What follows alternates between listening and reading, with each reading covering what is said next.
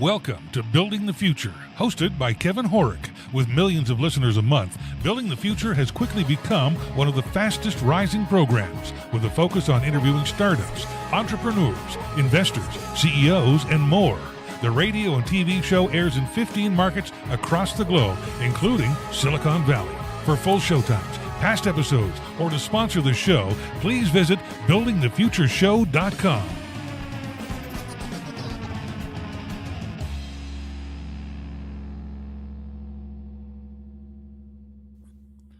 Welcome back to the show. Today we have Natasha Nurse. She's the owner and co-founder of Dressing Room 8. Welcome to the show. Hey there. Thanks for having me. Yeah, I'm excited to have you on the show. I think what you're doing is actually really innovative and pretty cool. But before we get into that, maybe let's get to know you a little bit better and start off with where you grew up. Yeah, absolutely. So I'm born and raised in Manhattan, New York. So cool. If anyone's familiar with Stuyvesant Town, that's where I grew up. And it's a really pretty and kind of quaint area of Manhattan. Very cool. So you went to university. What did you take and why? Yeah, so that's a really interesting question. So all my life, I really loved animals. And I think, because animals are like super cuddly and cute and all of that, but mostly because I wasn't allowed to have them in my apartment. So I had like a craving to be near all furry things. So, all my life, if you would have asked me, I would have told you I was going to be a writer, a dancer, a singer, a veterinarian, a doctor. I was always like super ambitious. All right. And so I actually went to Penn State University and I studied, my major was animal science and then my minor was agribusiness management. Okay. So totally different than what I do today. Okay. So you also went to law school. What made you go into law? Okay, so another fun question. I love it. So my freshman year, I graduated high school with like a 4.0. I had a 4.0 for 4 years. I was, the school girl. Like I was all about academics. And so when I went to Penn State, I would have never thought that I would ever not have an A because that was just my academic history. And surprise, surprise, I got my first C ever in life. And I was just like totally flabbergasted. I didn't even know what that was. Like theoretically, I knew what C's were, but I didn't ever think that I could have one personally. And I'm really glad for that moment, that teachable moment, I would say, because it taught me that, you don't know everything, right? And that you have to always learn. And even when you think you're good at something, you can always be better. And then I started thinking more and more about what it meant, like realistically, to be a veterinarian. And I had to have a talk with self, and she told me, listen, this isn't my life. The first couple of weeks at Penn State, I watched a pig get slaughtered in front of me because that's just kind of what happens when you're taking veterinarian classes. Oh, wow. And it broke my heart. And I realized, I think I want to play with puppies and kitties. I don't think I want to dissect them or treat them. It's my passion for animals is purely as a pet owner, not as a physician for them. And so essentially, as I continued on with my studies, I switched gears and went from the pre-vet mode into the business side of things. And then I started taking law classes because I did have family members that were lawyers. And I guess to answer the question, I would say I was following really this expectation of life. I wasn't necessarily doing it for me. I was doing it under the guise of, my family's from Jamaica. And if anyone knows anything about Caribbean culture, they're very heavy on be a professional. Like you bring your kids here for a better chance in America and your kid becomes a doctor, a lawyer, a professor, an engineer. And so I was following that path of I should do this because, being a lawyer is something that's very proud and, your family will be proud of you and excited for you. But was it something that I really wanted? I mean, now thinking back, hindsight is, 2020. Sure. And no, I don't have the personality type for it. I am a lawyer, but most people are don't even believe me because I'm very different from the average type of lawyer. And I never really practiced. I had a non-traditional legal career anyway. And I think it all worked out because I wasn't intentionally pursuing a career for me. I was following through expectations. And, you know, usually when you do that, it doesn't yield the outcome that you want for yourself. And then you live that and you take the student loans that come with that. And it's quite a journey. No, interesting. So walk me through your career up until Dressing Room 8 and how did that come to be? Yeah. Okay. So went to law school. I had perfect timing. I went to New York Law School and I started the year that the economy crashed. Gotcha. And yeah, perfect timing. Yes. Perfect timing. I was really, it couldn't have been better. And I tried to not freak out like most of my cohorts in that same situation, but you know, it was challenging. I continued to strive and again do my thing at academia.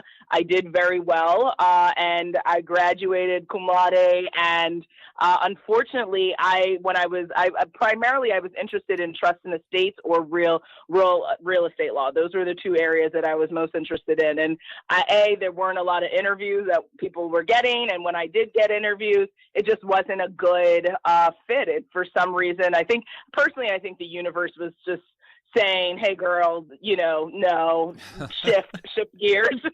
That's awesome. And though. yeah, and it just.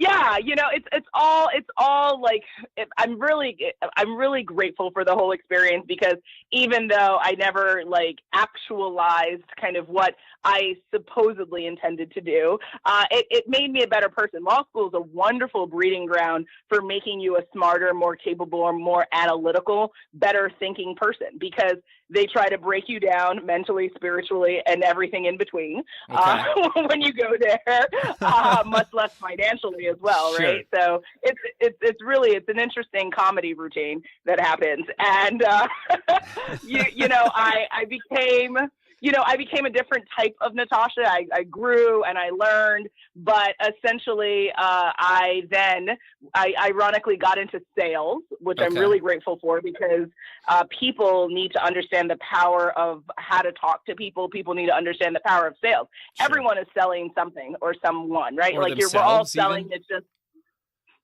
what did you say? Or yourself, right? Exactly. Yeah, you're selling something. You're selling yourself. Sales is critical. It's how people put food on the table. Like you have to learn the art of sales. So did that. But then again, the inner part of me was like, oh, but I need to do this law thing, right? These expectations, these shoulds that I was following. And so then I did a little bit of document review projects, which is essentially in litigation when people are suing each other, right?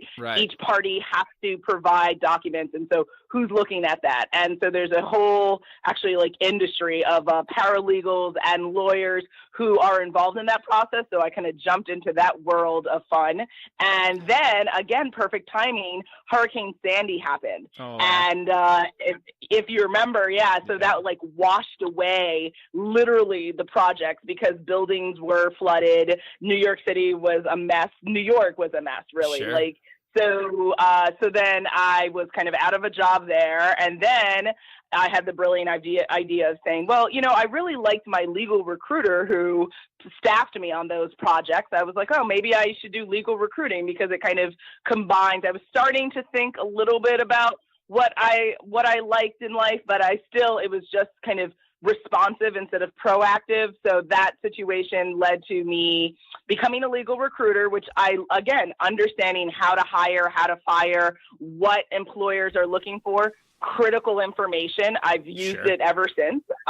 So did that for a little bit, but then I had an opportunity to join a bar review company. And I was working with them while I was in law school, so I was already really familiar with them. So went into that opportunity, and then December of 2015, like I think maybe about 2.5 weeks before Christmas, then there was a reduction, a 30% reduction across the country. So Here we go again. The universe was like, hey, Tasha, you think you have a job? That's so cute.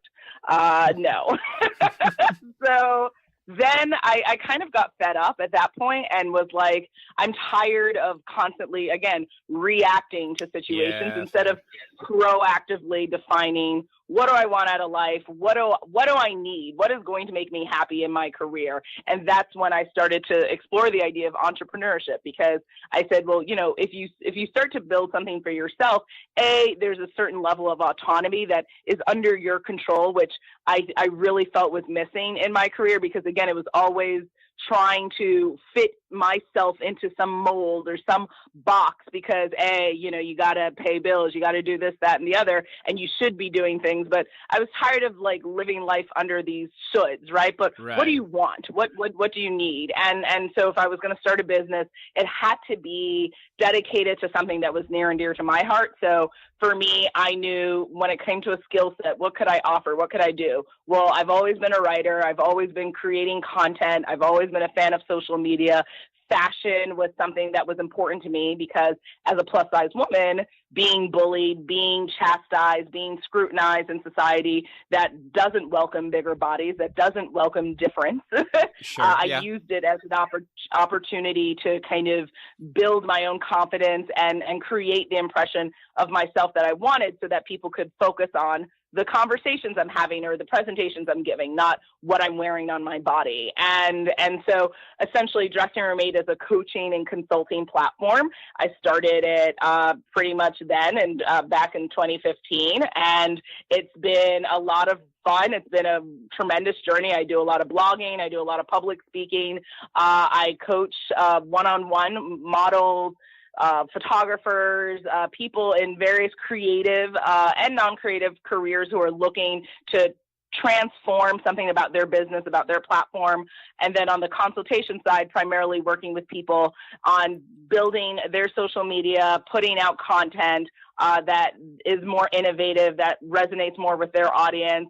And then, other side things I do in addition to that, outside of Dressing Room 8, I started a podcast called Woke and Free with my husband over a year ago. That has been tremendous for our relationship, for the message that we're putting out there about, what young millennial couples are going through, what people of color in our age group are thinking about, and what matters to us. I wrote a chapter in a book.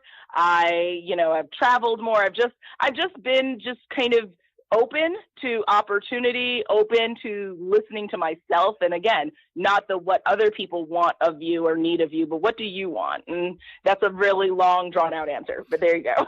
No, I think it's good, right? And I think the interesting thing that I take out of it is basically you chose one day to just go for it and build a bunch of platforms and tools and do a bunch of things around your passions, right? And making a business out of that and basically controlling your own destiny, really.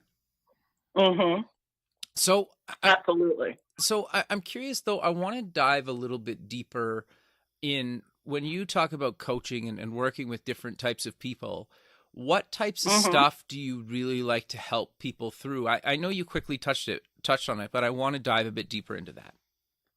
Yeah, absolutely. So for me, the coaching that I primarily focus on is accountability. I think a lot of people, when I'm working with other people who are building their businesses, business entrepreneurship is a very kind of solo arena, right? You don't necessarily have a lot of people, or it's not a team sport necessarily, especially if it's a small group or an individual like solopreneur kind of thing. So being that person who holds other people accountable, if you say you're going to build out a social media calendar, that you're going to pitch yourself to do some more media work, who's holding you accountable for that, right? If your friends aren't going to really kind of put the whip to it, that your family probably doesn't even understand what the heck you're doing. A coach is a really good resource to have you be accountable for weekly or daily goals that you said that you're set out to achieve. I also focus on helping people own the idea that like they can pitch themselves. A lot of people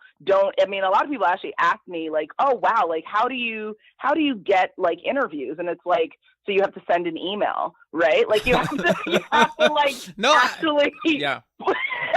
put put yourself out there, right? And a lot of people don't know that. They're like, but what do you mean? Yeah. So hello, my name is, right? Like actually helping people work through the idea of like that they can put themselves out there, because just recently I just came back from Austin, Texas, and was talking about how to build a business with media, and was talking about the idea that essentially you are your brand a lot of times. So you have to understand how do you pitch that? How do you get yourself out there? How do you jump onto podcasts? How do you get on TV or do things like that? And so helping people craft their story, master storytelling is kind of what I talk about a lot with them. And then also internal organization, right?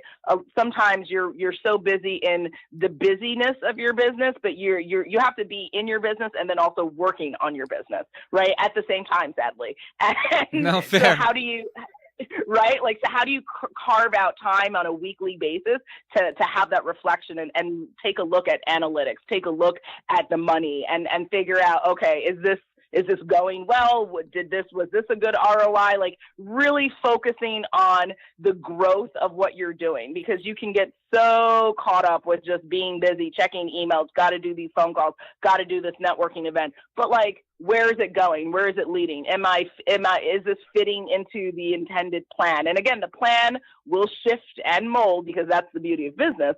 But Sure. Still, if you don't plan for success, you're essentially planning for failure.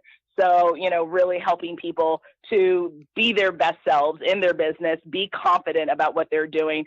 And then, for people who are interested in focusing also and primarily I would say these are the women clients, on the image that they're presenting. How are you dressing for events and meetings? How are you working on the presentation when speaking to people as well? Are you coming to things with the most presence and confidence that you can? And if not, let's work on how do we work on our 30-second pitch of who you are, what do you do, the who, what, when, where, why, and how of you. No, I want to get on to that in a second, but I really want to step back for a second and recover what you talked about a few minutes ago about I think people overthink a lot of things. And to your point a second ago about actually getting on podcasts or putting out content or just getting things in their career, you literally just need to ask, and you just need to start sending out emails or making connections or asking others to introduce you. And you know what? 90% of the time, it may never lead anywhere, but all you need is it to happen to you one time, and it snowballs from there, right? And it's interesting because I find a lot of guests for the show basically one of three ways. I figured out early on finding good guests takes a ton of time, so I partnered with a bunch of PR firms in big cities across North America, which send me their guests that I kind of give them a guideline of people. The second way is I still do reach out to the odd person here and there, but majority of the time, people just send me an email and say, "Hey, I think I would be a good guest. Here's why." And I would say majority of the time, I have them on the show. And and so I just kind of wanted to reiterate for people, because I think sometimes it's so mystifying how some of this stuff happens. But at the end of the day, it's literally you just send a quick email. It could be a couple of sentences and a link to your website. Yes, absolutely. Well, so what I think it comes down to is everyone's different, but for women at least, there's women are kind of indoctrinated growing up to not be too boastful, right? Sure. To not put ourselves out there. So we have to reverse engineer some of these gender normative, horrible behaviors that have been taught and trained and put into us. So there's people who have to work through that. There's also a lack of worthiness. Am I worthy enough to be interviewed? Am I special enough? And so again, if you're in the business to make money, then people have to know what you're doing, right? Sure. Because otherwise, fair. how can they find a website, right? So people have to work through this worthiness issue. And then also, I think that what I like to call it is hungerness, right? If you're hungry enough to start a business, which takes cojones. Like you have to, it's not easy. You can't just start. You have to look into what business structure you're doing and all of the logistics of starting a business. And then once you've arrived, you owe it to yourself to be ferocious, to be a shark, and to go out there and say, hey, look at me. This is what I'm doing. This is my unique proposition. Want to talk about it? Cool. And so you have to be hungry enough to do that. And people who are, yeah, you're absolutely right. They send out those emails. And I have found as well that like a lot of people say yes. Like people would be surprised how many people say yes to you. Yeah, and totally. And I don't know if it's in media why people feel like they're just going to get shut down all the time, or they don't feel special enough because they're not on, television. But there's a bigger world outside of TV, and there's a bigger world than most people think. And yeah, it really is. It's like, do you want it? If so, send the email. If so, go on and send those LinkedIn messages. Have a call. Like, just say yes to yourself, say yes to opportunity, and the world really is a really opening and unique place for people. But it starts with that intention. Like, do you want this or not? Yeah, no, totally. So I want to touch on the second point there. You mentioned about helping people dress and choose clothes for different types of events and things in their lives. Do you want to dive a bit deeper into that? Because I think that's super important. And I think I know you mentioned women struggle with that, but I think guys struggle with that as well, right? Absolutely. Yeah. So for us, I would say, well, like for me, I have found fashion to be a comforting place. I have found fashion to be a bit of a savior for me, because growing up, I've been plus size, like started gaining weight when I was about 6 years old. And it was traumatic. I was I was one of the few Black kids in my class. I was one of the few plus size kids in my class. And so the bullying, the attack, the mockery, not having a lot of friends. Right. And so I had to figure out, well, what was I going to do? And so what I could do is try to learn to dress for my body. I have a kind of a high-waisted pear shape, so like a bigger bottom. So anyone who has like the triangle shape, really trying to figure out how do you dress those curves? How do you dress those wide hips? All those things, and it can be frustrating because sadly we live in a world where 7% of women are plus size in the United States. Yet I think less than 20% of retailers cater to us. So that math never made sense, and it never will. But we do have more brands and companies now diving in and are like, oh, it's a $20.1 billion industry. Oh, I guess we can make money. So now they want them checks. So they're coming through, which is good. Again, whatever it takes to get everyone serviced is what I'm about. But you have to spend time and attention and understand, what is your signature style? What are colors that work well for your skin color or your skin tone? What are types of dressing? Is a maxi dress good for you? Understanding, and it essentially it means you have to invest time and energy and money in figuring out what works for you. So you gotta try subscription box companies. I'm a big fan of like Dia & Co. I'm a big fan of companies also that do consignment, like Style for it, right? Like also if you're into eco-friendly. So figuring out what are your personal preferences. Some people prefer preppy. Some people like every different style, every different type of body type. It just requires time and energy, but once you do, it gives you a level of confidence. It gives you a level of comfort. Once you identify, okay, these are the 10 brands I can shop with, at least for this year, you know where to go. It saves you more time, and it also helps you to define the brand itself, because when people are looking at you, so for instance, if you are, say, in maybe you're in a holistic business or you do yoga, right? So you want to make sure that you have really good athletic wear, because when people see you running down the street or going and doing retreats and events, people, the first thing they do is they look at what you're wearing. It's the first thing people do. They look you up and they make an assessment. Yeah. So what is that assessment going to be? Very much will come down to not only what you're saying, not only what you're wearing, but also how you're just standing in your truth. So, being confident, being assured in the clothing you choose can help you not only build, a reputation for yourself in the way that you want, but it also can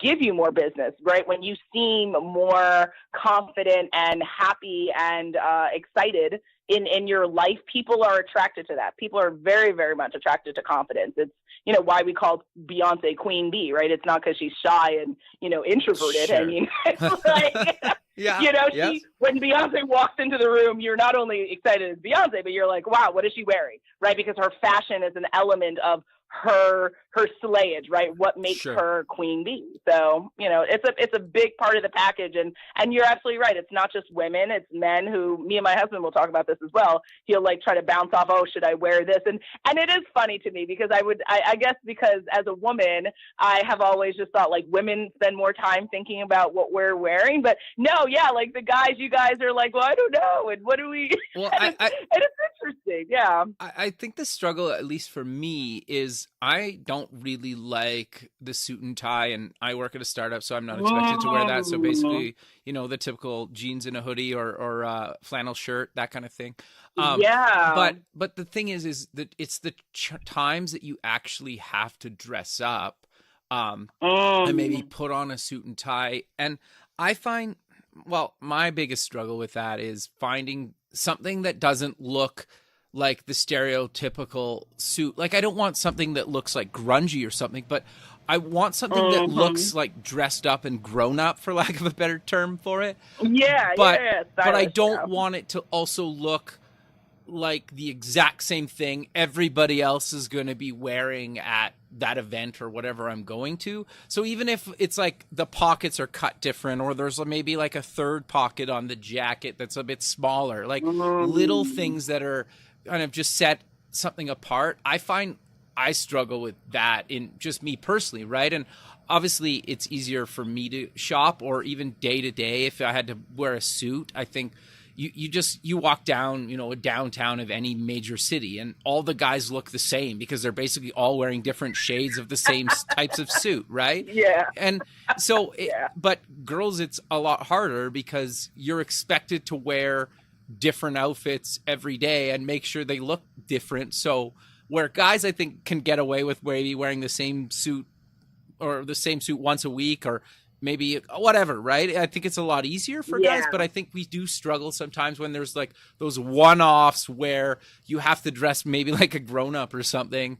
And that's where I get intimidated anyway. Interesting. Have you tried the Amazon kind of box service that they offer where you can kind of try out clothes? And then, because my husband tried that and he really liked that like, you buy what you keep and, send back what you don't want. I heard about it and I read about it. I haven't actually tried it. I should though. You're right. Interesting. So yeah, I get a lot of clothes as well on Amazon. I think Amazon is a wonderful repository of clothing and options. And I totally agree with you. The details matter, right? The details is what, again, it puts that finishing touch on it. It allows you to feel differentiated from things. Also, trying out vintage options. I know some people, it's not all, sometimes, again, it requires more time. It's not about, maybe you can't find everything in one place, but, trying out new things. And I think Amazon, you should definitely check it out, I would say. No, that's good advice.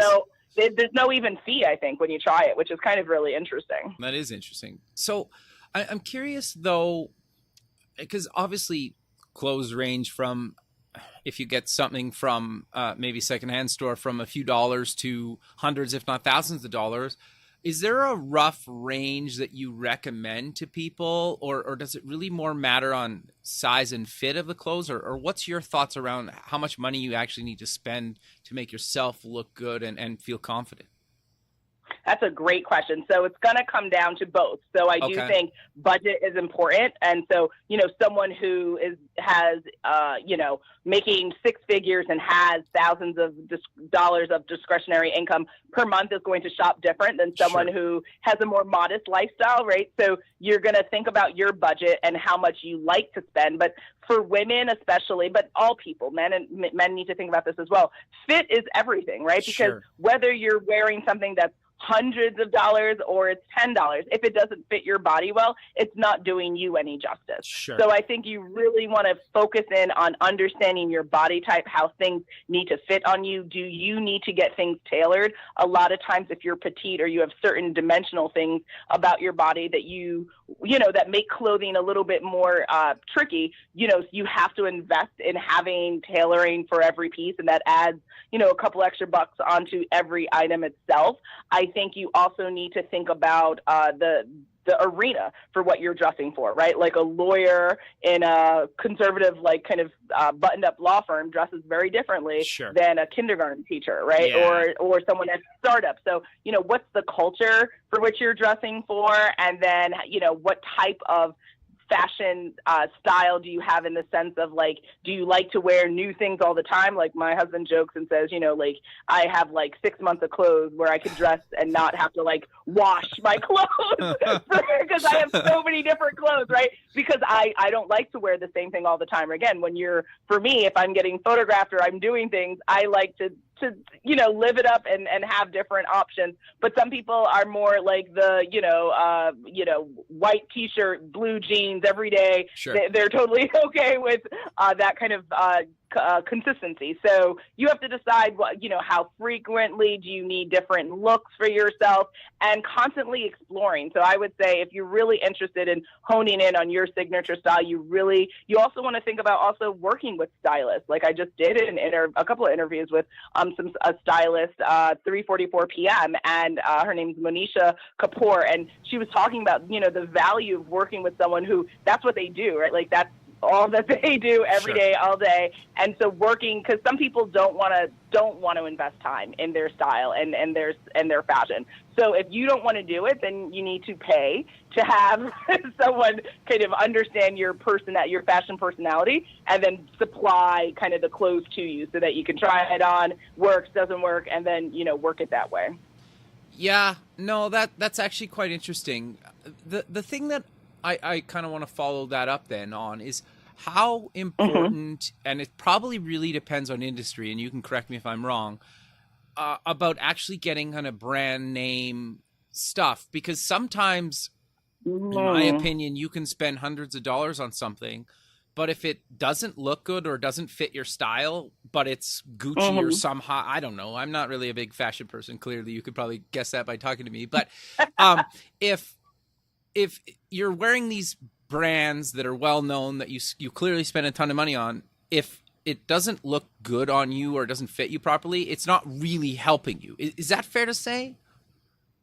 I would agree with that in one regard, but then I think that works for the average person, right? But then there's this celebrity culture, right? Where where you said maybe it depends on the industry. I think that's also correct, because I think that the Kim Kardashians, the celebrity athletes of the world, they're kind of expected to rep that type of clothing or those types of brands. So I think the average person, I think the stance of if it doesn't work well for you, it doesn't matter if it's a high posh brand. I think that's a true statement. But then depending upon your industry, there are and so that's where you have to decide, are you dressing for others or are you dressing for yourself? I always recommend dressing for you, because life is too short not to do things for you. You will regret living for others in any way or segmentation of your life. So I think celebrities, maybe they do enjoy the Gucci's and the this and that.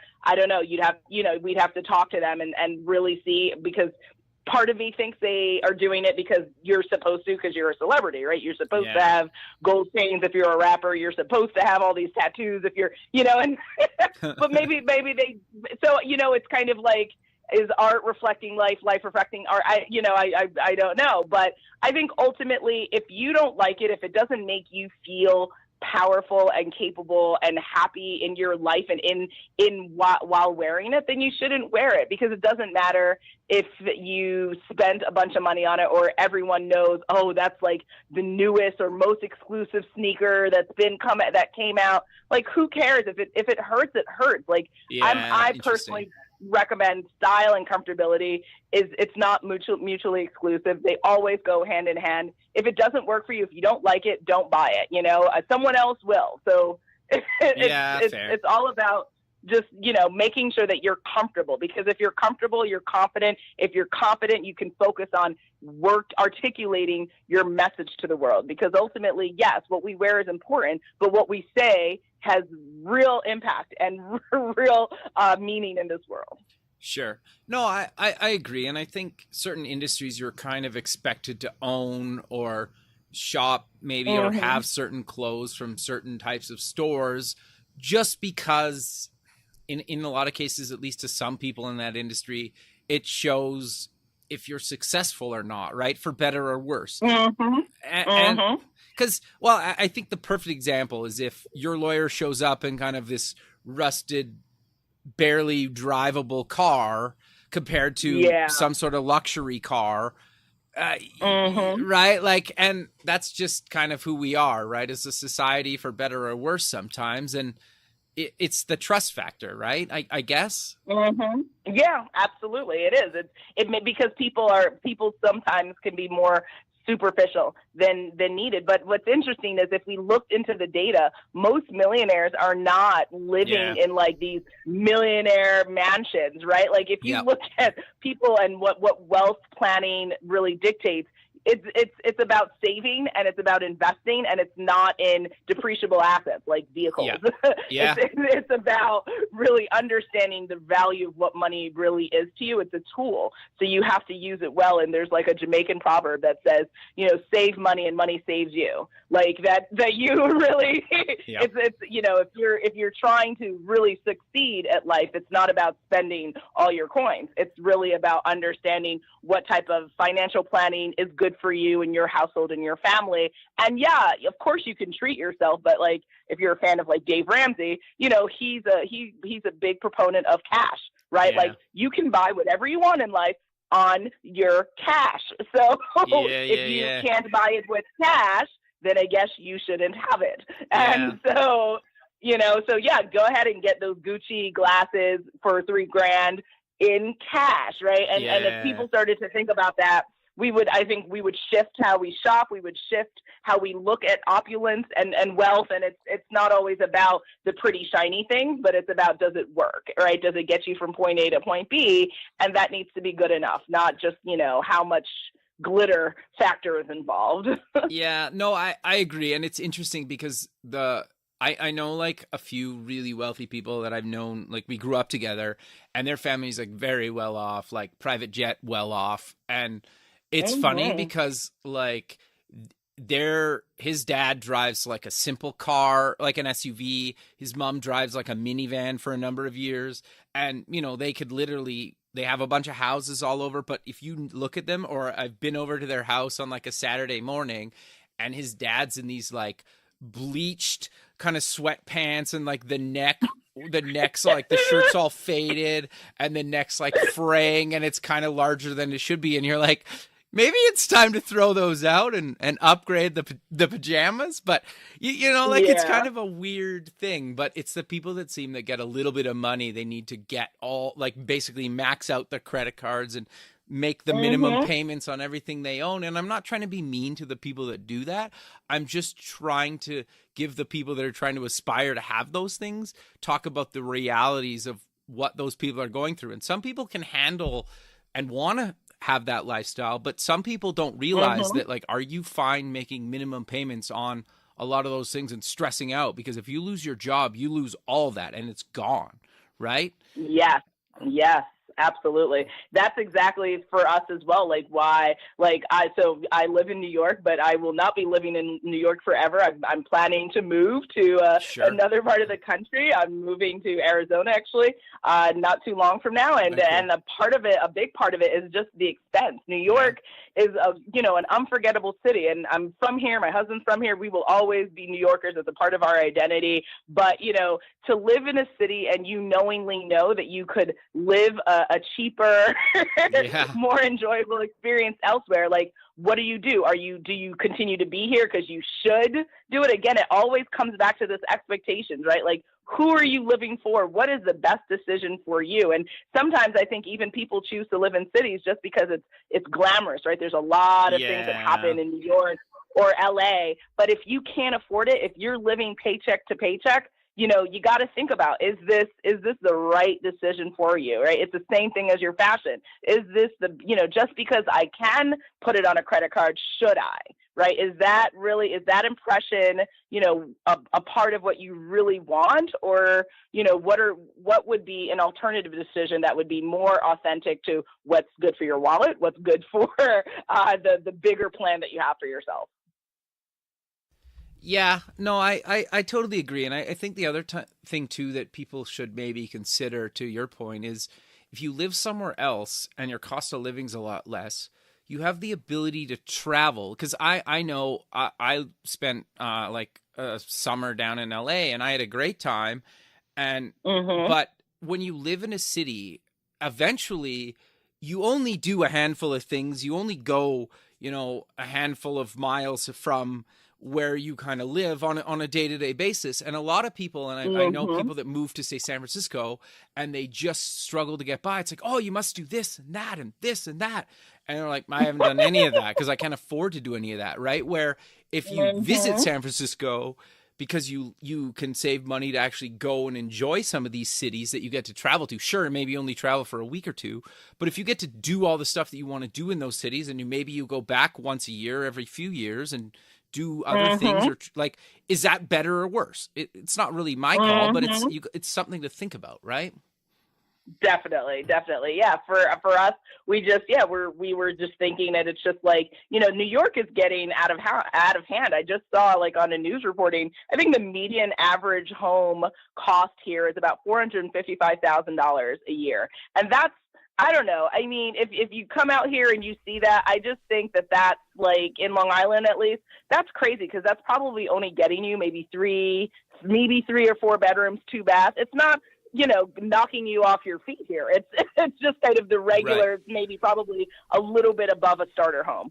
You know what $455,000 would get you in other parts of this country? You could have a mini mansion, in Atlanta. You could live very well, and I totally agree with you. That's a fabulous idea. Like, why not live in an affordable place and then travel to the cities that really excite you? And set your week up to do theater and to do these different types of things that you always want to do, and actually get it done. Because I agree with you. I live in New York, and I do not enjoy the full Monty of what New York can bring you, because it's just getting into the city is just super expensive. So it's it's something to think about. I think, but I was just listening to a thing by Kevin Hart. A lot of people just don't understand finance. They don't understand debt. And so they just make these decisions because, again, right, if you're not taught it and you don't have a hunger to go out and learn it, then what do? You do what's around you, right? And if your parents aren't kind of financially savvy, then most likely you're not going to be financially savvy unless you have the prerogative to go out and learn what that means, and read and learn from the Dave Ramseys, the Susie Orman, the Tony Robbins of the world, right? If you don't go out and get that information, then you're stuck being another generation of making the same mistakes over and over again. And that's how we have the divide between the first 1%ers of this country and then everybody else. Yeah, it's interesting too, right? And I also think too that people think that if they attain X amount more money a year or X amount of wealth, that their problems will go away. And it's like, it's different problems, right? And I read a really good book. The name escapes me, but it basically talks about this guy was like a wealth manager for very high net worth individuals. Like they had to at least have a couple $100 million in, like of assets before he would take them on as a client.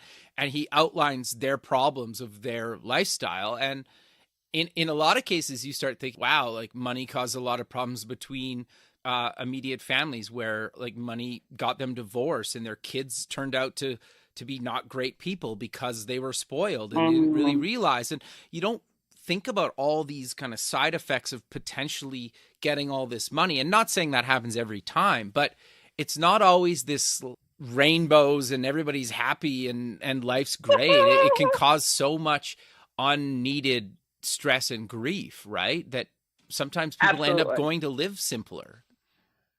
Absolutely. Well, yeah, I forget the study that's out there, but it says that like once you hit around, I think $77,000 or $78,000 a year, the happiness like that is achievable through wealth or money doesn't really change. So yes, you can go on and make more than that, but like once people achieve kind of enough money to live and have like that little extra, it's about the experiences. It's about the moments in life, right? I think that's why I think they say that like with millennials that like the millennial spending has been focused more on like experiences and not necessarily just things, because you know when we think about big term, like a big picture of our lives, you know, you're not going to remember all the things you bought, but you're going to remember that the time and the unique travel experiences you had, or you know when you started a business and it did grow and how that experience was for you. Like it's about the moments that we take with us and that you know we go and transition with. It's not about the Gucci, it's not about the Mercedes. Like yeah, I love those things too, but you know just really understanding like what are we here for, right? And so it's the same idea, you know, why people are so angry with like diet culture, because it's like, really, are we here in life to learn how to just lose weight every year and that's, you know, get in bikini season? Like bikini season, is that really the purpose of life? No, like the purpose of life is to really figure out like who you're going to be, that type of self-discovery journey that we're on, and then how can we make this place a better arena for the next generation, which is why kids nowadays are so angry about all the environmental issues, because our current day powers that be are not thinking too much in advance for what needs to be done, right? For 50, 60 years from now, what will planet Earth be, right? And that's an important conversation for the youngsters because they're going to be alive. We're not going to be alive for that. So, you know, and so that's, you have to think big picture and kind of past just the short-term gain of things. No, it's interesting, right? And then even just working with the clients that you work with to kind of break down those artificial barriers, right? In all the different verticals, right? I think is actually really quite interesting because so many people are their worst enemy and they think they need some of this stuff to be successful in other people's eyes, which is, it's like, well, you need to be successful in your own eyes, right? Whatever that means.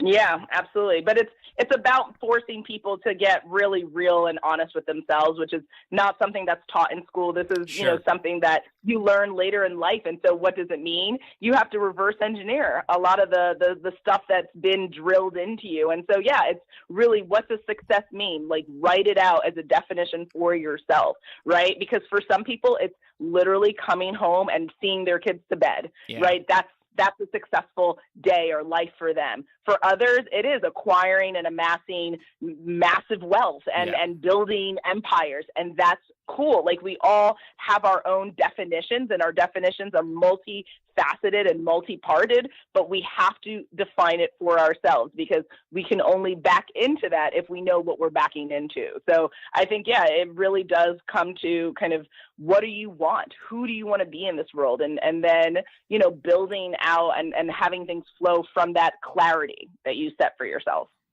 No, I totally agree. You've mentioned a podcast a couple of times. What's the podcast called, and what do you and your husband talk about?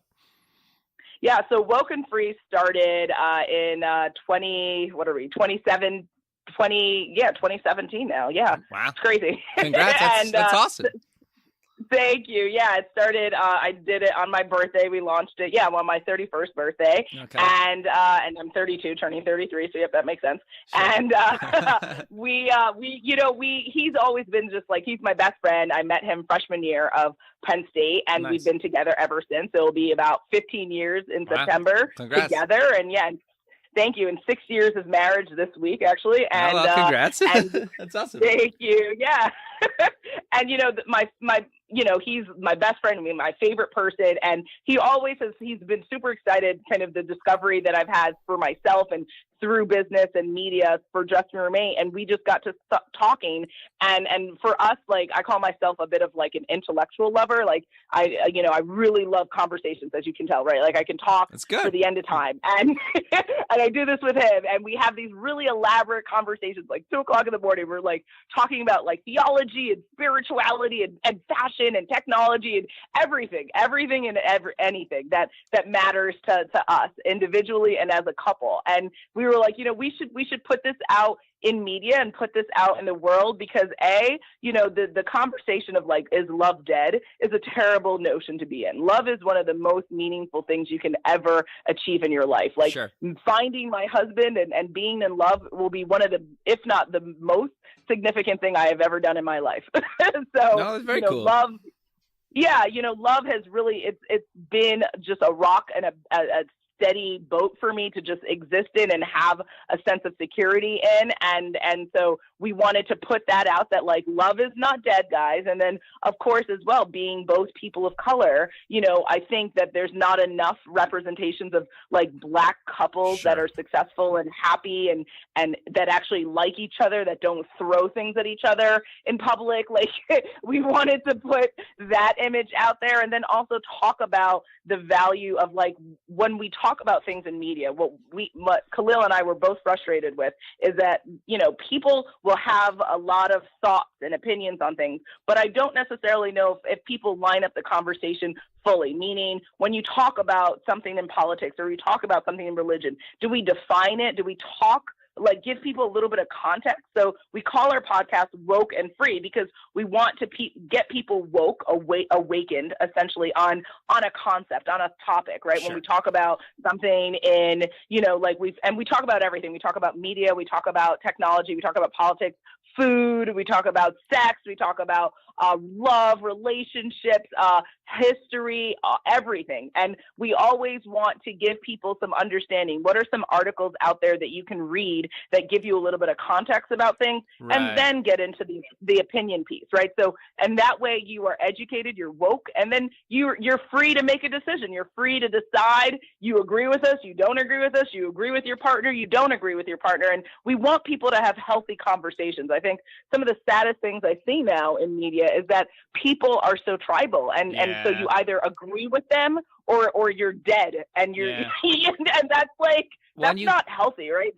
with how people are conversating now. Sure. Well, and the other thing I find too, and I'm curious to get your thoughts, is people, like, whether you agree with somebody or not, that's kind of irrelevant to my point. It's some people just don't even understand the other person's side. So if you're a morning person and I'm a night person, which I am, but the fact that it's almost like that person can't comprehend that other people would be morning people. And it's like, well, if you're something, why can't somebody be the complete opposite of you, for better or worse, in whatever topic, right? That's always kind of fascinated me, is how like people can't even think or understand about the complete opposite opinion of theirs, right? And try to understand where that opposition is coming from, for good or bad, on any issue. Absolutely. I think people, it's a value of like, well, why can't you just think like me, right? Yeah. And it's this lack of compassion, this lack of appreciation for difference. As a person of color, I'm a woman, I'm plus size, I'm Black. So, I walk around with a lot of identifiers that make me different. So Sure. I personally feel I have a lot of compassion for difference, because I have to constantly defend and or describe and or educate people on the differences that I walk around with, Right. as those are part of my identifiers. But I agree with you. There are a lot of people who aren't exposed to enough difference, So it's just their way or no way. And they don't even understand, like you're saying, the idea of difference and why it's okay to be a morning person, or it's okay to be a night person, or it's okay to be, Democratic or Republican or independent. Like, Sure. We all have different identifiers. And I think that if we could take a moment to understand and appreciate how wonderful that is, that we're in such a diverse time in history, that we could take the time to get, well, what does it mean to be a night person? What does it mean to be different, and get their perspective? And whether you agree or disagree, that's you're absolutely right. That's their position. It doesn't really matter to the other person, but just hear other people out. We're not hearing each other enough, and it's creating a worser America. It's creating a worser culture for our children to see adults behave the way that they are doing in the homes, in public. It's really breeding a lot of the hatred and negativity in this world, actually. No, I 100% agree with you. And it sounds like you guys are basically just trying to put out some positivity in the world and getting people to think, right? And I think that's amazing. I think that's great.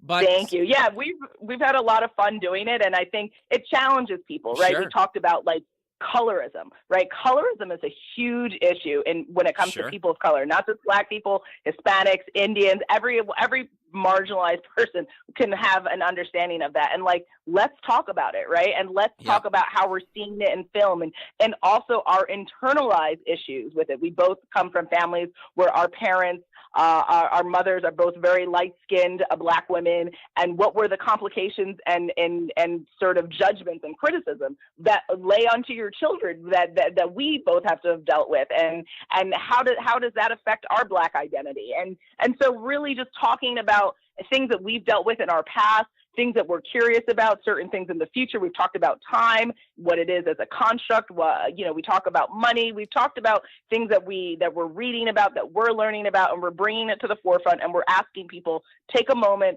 get educated, and make a free decision on it, and decide to have this and take this conversation and talk about it in your home, talk about it with your friends.